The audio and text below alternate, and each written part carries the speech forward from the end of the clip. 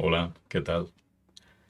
Cuando uno lee la Biblia, uno se convence de que si se practicaran las cosas que Dios nos propone, tú y yo seríamos mejor y la sociedad sería mejor.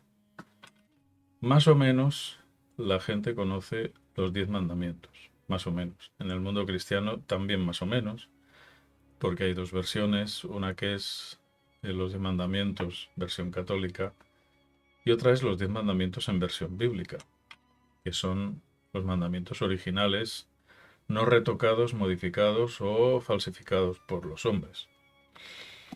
Hay una parte en el libro de Deuteronomio, que es el libro de las leyes, donde se nos habla de cosas prácticas o de algunos mandamientos traducidos en detalles concretos. Y llama mucho la atención. Fijaos, está en el capítulo 27 y a partir del versículo 15, veréis, dice, maldito el hombre que haga una escultura o una imagen de fundición, cosa abominable para Jehová, obra a manos de artífice, y la ponga en lugar oculto. Está haciendo referencia a la vanidad de la idolatría, de adorar cosas, personas, animales, lo que sea. Maldito el que deshonre a su padre o a su madre. Siempre detrás de cada declaración de estas está la coletilla y todo el pueblo responderá amén. No lo voy a leer para no hacerlo largo. Maldito es el que desplace el límite de su prójimo. Maldito el que haga errar al ciego en el camino. Maldito el que pervierta el derecho del extranjero, del huérfano y de la viuda. Maldito el que se acueste con la mujer de su padre, por cuanto descubrió el regazo de su padre. Maldito el que se ayunte con cualquier bestia. Maldito el que se acueste con su hermana, la hija de su padre o de su madre. Maldito el que se acueste con su suegra. Maldito el que mate a su prójimo ocultamente. Maldito el que reciba soborno para quitar la vida a un inocente. Y finalmente dice, maldito el que no confirme las palabras de esta ley para cumplirlas.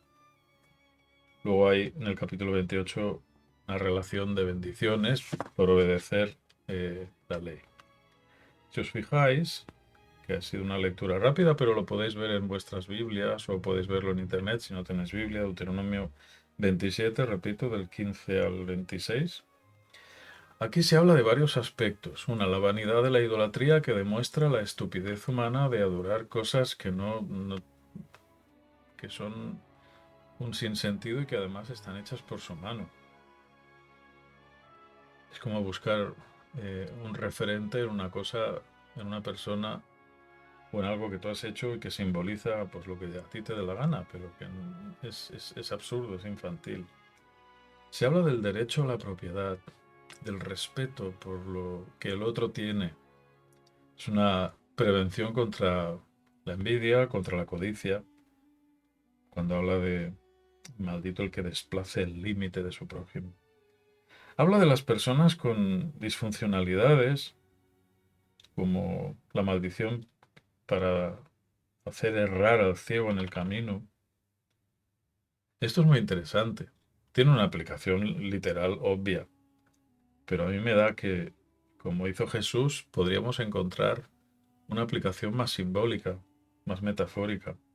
Jesús lo hizo con la ley y amplió el significado de lo que muchos creían que significaban los mandamientos. Fue mucho más allá de la letra, fue la esencia. También habla de los derechos sociales o del trabajo social o de la igualdad de las personas, del cuidado por las personas que pueden estar desprotegidas, como el extranjero, el huérfano, la viuda.